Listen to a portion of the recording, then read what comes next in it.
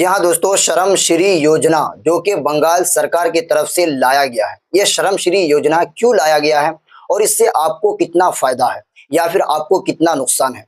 क्या ये श्रम श्री योजना बंगाल में रहने वाले हर एक युवा के लिए है या बंगाल से बाहर रहने के लिए हर एक युवा के लिए है, हर एक नौजवान के लिए है, या फिर जो है सिर्फ वही उन लोगों के लिए है जो बंगाल में रहते हैं, या फिर उन लोगों के लिए नहीं है जो रोजगार से जुड़ा हुआ है? ये तमाम सवालों का जवाब जो है मैं आपको इस वीडियो में बताने वाला हूं और प्लस आपको मैं ये भी बताने वाला हूं कि इस योजना को आप ले सकते हैं या नहीं ले सकते हैं। तो जी हाँ दोस्तों, इस वीडियो में तमाम बातों को मैं बताने वाला हूं। तो इससे पहले आपसे गुजारिश कि आप अगर इस वीडियो को देख रहे हैं तो इस वीडियो को शेयर जरूर कर दीजिएगा देखने से पहले।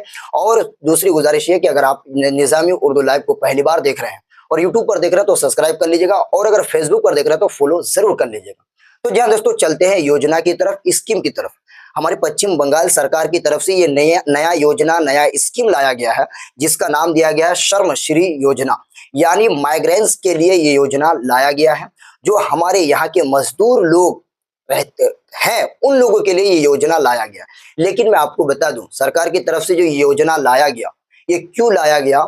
ये इसलिए लाया गया कि अभी हाल ही में आपने देखा होगा कि उन राज्यों में जहां बीजेपी की सरकार है, उन रियासतों में जहां बीजेपी की हुकूमत है, वहां बंगाल के लोगों के ऊपर जो है जुल्म हुआ है। इस बात से कोई जो है पीछे हट नहीं सकता है कि जहां पर जिन रियासतों में बीजेपी की हुकूमत है वहां पर बंगाल के मजदूरों के साथ बंगला बोलने की वजह से या फिर उनके आईडी कार्ड में बंगला लिखा हुआ होने की वजह से उसके ऊपर जुल्म हुआ है। उसके बाद ये हुआ कि दिल्ली का गुरुग्राम हो या फिर हरियाणा का पानीपत हो, उन जगहों से जो है बहुत सारे मजदूर वहां उन स्टेट को छोड़कर, हरियाणा छोड़कर, दिल्ली छोड़कर और दूसरे भी स्टेट छोड़कर बंगाल आना शुरू कर दिए। जब ये जुल्म होने लगा, पुलिस जो है लोगों को मारने लगी, तो वो लोग जो है उन राज्यों को छोड़कर बंगाल का रुख किया कि हम बंगाल ही में रहेंगे, सूखी रोटी खाएंगे लेकिन इज्जत से रहेंगे, क्योंकि इन राज्यों में अगर रहेंगे तो बीजेपी की हुकूमत है और ये बंगला बोलने की वजह से और आइडेंटिटी कार्ड में, आधार कार्ड में, वोटर आईडी में बंगला लिखा हुआ होने की वजह से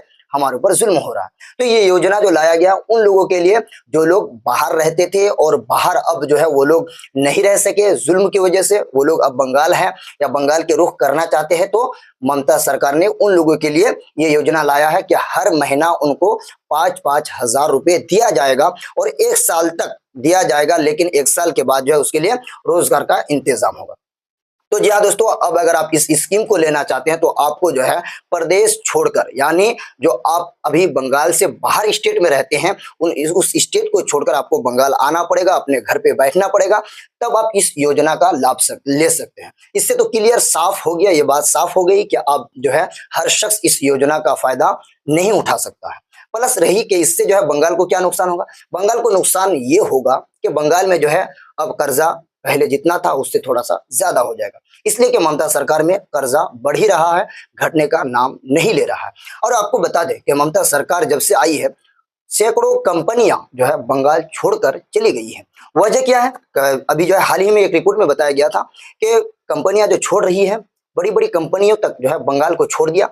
उसकी वजह बताई गई कि यहाँ पर जो है पॉलिटिकल दबाव बहुत होता है, यानी मतलब पार्टियों के नेताओं की तरफ से कंपनियों के ऊपर दबाव बनता है। जो भी वजह हो, कंपनियों ने जो है बंगाल को छोड़ना पसंद किया और ये अलग अलग स्टेट में जाकर बस गई।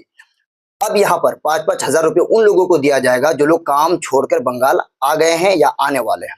और क्यों दिया जाएगा? क्योंकि मोदी की पार्टी की जहां पर हुकूमत है जिन स्टेट में, वहां बंगालियों के ऊपर जुल्म हुआ है, इसलिए। ठीक है, अब यहाँ पर अगर आप केरल वगैरह में रहते हैं या अभी आप पानीपत ही में रहते हैं और अब अगर इस योजना के बारे में सोच रहे हैं कि हमें फायदा मिलेगा क्या, तो आपको यहाँ पर बता दें कि आपको फायदा नहीं मिलने वाला। इसलिए कि इस योजना के तहत जिस तरह अभी तक सुना जा रहा है उसमें यह है कि आपको बंगाल आना पड़ेगा 1 साल अगर आप यहाँ रहना चाहते हैं, क्योंकि वहां पर जुल्म हो रहा है। तो अगर आप पानीपत में रहते हैं, क्योंकि पानीपत में जब ओपोजिशन के लीडर वहां पर गए और खुद रूलिंग पार्टी की तरफ से यहाँ पर 3-4 लोगों को भेजा गया यहाँ से पानीपत, तो पानीपत में मामला अभी अगर हाल की बात करें तो शांत हो गया है और वहां पर जो है पूरा लोग जो है अभी इज्जत से रह रहे हैं, कमाकर खा रहे हैं। इतने में अगर आप चाहते हैं कि 5-5 हजार रुपए का फायदा मिले तो आपको काम छोड़कर बंगाल का रुख करना पड़ेगा। और दूसरी बात, अगर आप केरला में रहते हो तो केरला में आप सोचिए कि केरला में जो लोग रहते हैं वो लोग क्या 5 हजार रुपए लेने के लिए वो 30 हजार रुपए जो लोग कमा रहे हैं, कोई 50 हजार रुपए कमा रहे हैं केरला में रहने वाले, वो लोग तो आने वाले नहीं है। क्यों नहीं आने वाला है कि भाई वहां 50,000 रुपये कमा रहे हैं, 30,000 रुपये महीने कमा रहे हैं, यहाँ 5,000 रुपये से क्या होगा। ममता सरकार का जो ये योजना है इसके तहत तो लोगों की मदद की गई है, लेकिन इससे जो है बंगाल में कर्जा भी बढ़ेगा। और दूसरी बात यह है कि ममता सरकार ने जो ये 5,000 रुपये दिया है उन लोगों के लिए दिया है जो लोग काम छोड़कर दूसरे स्टेट में काम छोड़कर बंगाल लौट रहे हैं, अभी तक जो इस योजना से बाहर निकल कर आ रहे हैं बाद में। इसीलिए तो ओपोजिशन की तरफ से जो है विरोध किया गया है इस बिल का। खुद जो है अली इमरान रम्ज विक्टर ने जो है इस बिल के इसमें मुखालिफत की है, उन्होंने भी कहा। अब सोचिए कि बंगाल में जो लोग बंगाल छोड़कर बाहर रहते हैं, बीजेपी शासित राज्यों में जुल्म हो रहा है, उन रियासतों में लोगों के ऊपर जुल्म हो रहा है जहां पर बीजेपी की हुकूमत है, ठीक है। तो यहाँ लोगों के लिए रोजगार का इंतजाम होना चाहिए।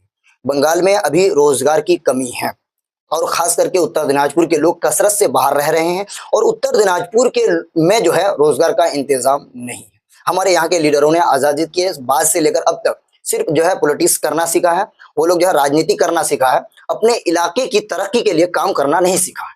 अगर अपने इलाके के लोगों के लिए तरक्की करना सीखते और अपने इलाके की लोगों की भलाई करने के बारे में ये लोग सोचते, तो सोचिए आज पानीपत में जाकर आप लोग जो काम कर रहे हैं, हमारे यहाँ के नौजवान, हमारे यहाँ के बुजुर्ग लोग जो पानीपत में रह रहे हैं और वहां पर जो लोग खड्डी चला रहे हैं, खड्डी के काम में जितने भी खड्डी में जितना भी काम होता है, धागा से लेकर जितने भी बान वगैरह जिसको सुतली बोलते हैं, ये तमाम चीजें जो है हमारे बंगाल से ही पानीपत मंगवाया जाता है। और अगर ये तमाम इंतजामात हमारे बंगाल में हैं और अगर खड्डी का काम यहाँ पर शुरू कर दिया जाता तो शायद हमारे यहाँ के लोगों को पानीपत जाने की जरूरत नहीं पड़ती, क्योंकि उत्तर दिनाजपुर के लोग कसरत से बाहर रहते हैं। तो दोस्तों इस वीडियो को बनाने का मतलब ये है कि अगर आप बाहर रहते हैं और आप ये सोचते हैं कि ममता सरकार ने इस योजना को लाकर हम लोगों के ऊपर बहुत बड़ी मेहरबानी कर दी है, तो ये आपकी गलत सोच है।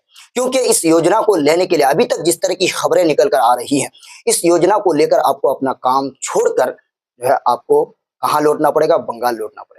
इसलिए ये योजना उन लोगों के लिए है जो लोग उस वक्त डर के मारे से बंगाल वापस लौट गए थे, बंगाल में वो लोग हैं, तो अब बंगाल की सरकार की तरफ से उन लोगों के लिए ये पैसा दिया जा रहा है उन लोगों को, और प्लस उनके बच्चों के लिए स्कूल का इंतजाम किया जाएगा, रहने सहने का इंतजाम किया जाएगा, यानी हर तरह से जो है सरकारी मदद उन लोगों को मिलेगा, क्योंकि वो लोग हमारे बंगाल के हैं और बंगाल सरकार की जिम्मेदारी है कि उन लोगों को यहाँ पर रखा जाए, उन लोगों के लिए खाने पीने का इंतजाम किया जाए। तो जी हाँ दोस्तों, इस वीडियो में इतना ही। इस वीडियो को लेकर आपका क्या कहना है कमेंट बॉक्स में जरूर बताइएगा और इस वीडियो को शेयर जरूर कीजिएगा।